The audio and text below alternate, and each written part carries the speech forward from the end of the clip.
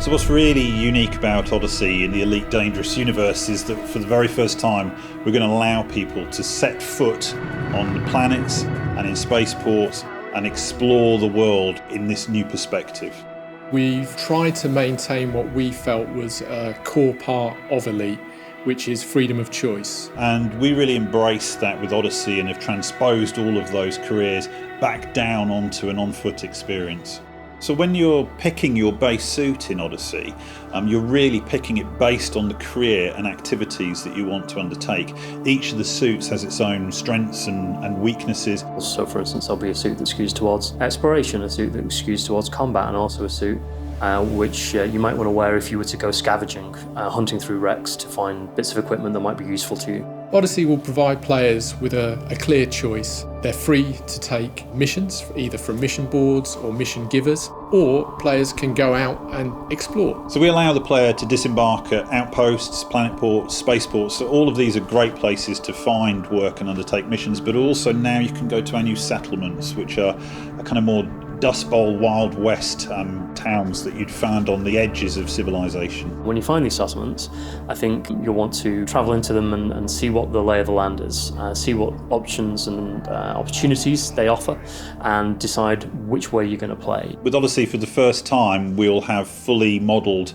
and fully animated characters appearing in game, and they will feel part of the universe and extend the narrative that's there. They will be moving through these spaces, you'll be able to interact with them, some of them will speak to you, so we've had to work on getting those performances right.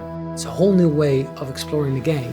You'll hear the settlement, how alive it is. You'll hear announcers, you go into buildings and the soundscape changes.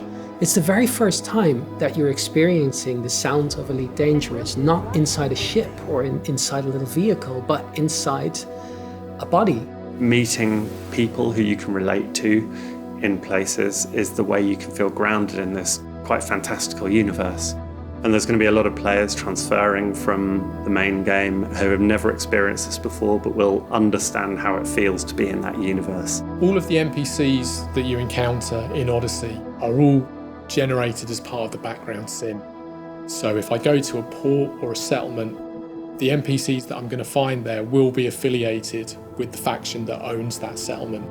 So we're driving some personality into our NPCs via the background sim connection, and I think that's an amazing addition. One of our new features and new characters works for a corporation called Apex Interstellar. Players will be able to book journeys to and from ports within jump range. This gives a way for those players to actually move around the galaxy for a relatively cheap fee and experience gameplay away from the ports themselves.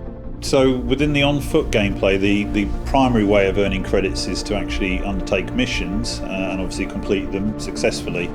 But you can also do some slightly more nefarious acts. Maybe you'll go to settlements and steal items and sell them onto the black market.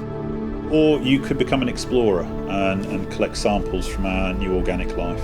With Odyssey, we've worked really hard to maintain player agency. We want players to have the choice about how they play Elite.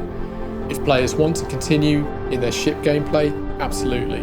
If they want to engage in on-foot gameplay, perfect. If they want to do both, even better. And that really has always been at the heart of Elite. It's not the game we're telling you how to play, it's the game that you are creating your own story in. We're really looking forward to seeing how our players take that story forward and how they develop it.